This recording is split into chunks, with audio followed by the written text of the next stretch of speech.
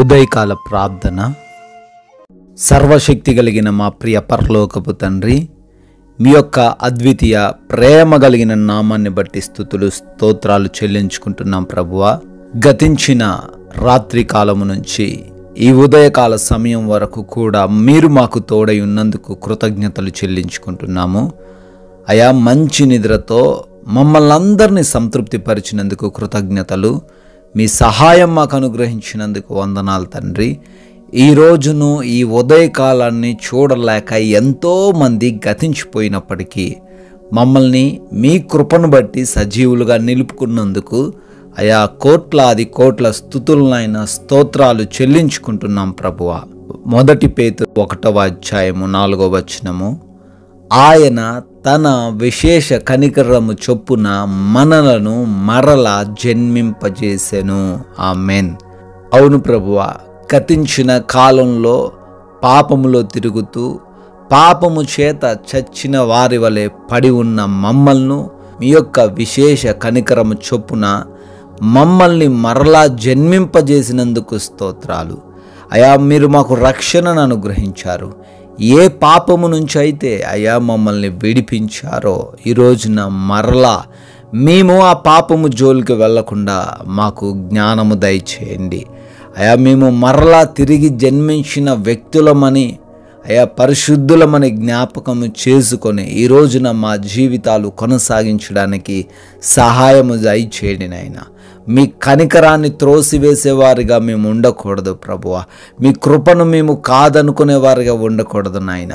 ఈ రోజున మేమందరమును మీరు చూపించిన కృపను బట్టి సజీవంగా ఉన్నాము, ఈ లోకంలో జీవించగలుగుతున్నాము, ప్రతి విషయంలో ఆనందించగలుగుతున్నామని తెలుసుకొని అయా జాగరూకులమై ఉండడానికి సహాయము దయచేయమని ప్రార్థన చేస్తున్నాము. ఈ యొక్క ఉదయకాల సమయంలో మా దేహాలను మా ఆత్మను తండ్రి మీ పాద సన్నిధిని పెడుతున్నాం. ఈ రోజున మీరు మాకు అనుగ్రహించారు.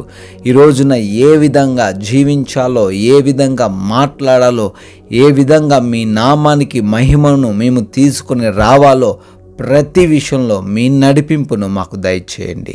మీ చిత్తానుసారంగా మా జీవితాల్లో ప్రతి కార్యమును కూడా నెరవేర్చమని ప్రార్థన చేస్తున్నాము. అయా, మా ప్రతి పనిని కూడా దీవించమని ఆశీర్వదించమని బ్రతిమాలుకుంటున్నాము. మేము చేస్తున్న మా యొక్క పనుల్లో మేము అభివృద్ధి చెందులాగున ఫలించులాగున ఉండడానికి సహాయము దయచేయండి తండ్రి. అదేవిధంగా ఎవరైతే ఈ రోజున నూతన కార్యక్రమాలు మొదలు పెడుతున్నారో వారందరినీ బహుగా ఆశీర్వదించండి. శుభకార్యాలు చేసుకుంటున్న ప్రతి బిడ్డను దీవించండి తండ్రి.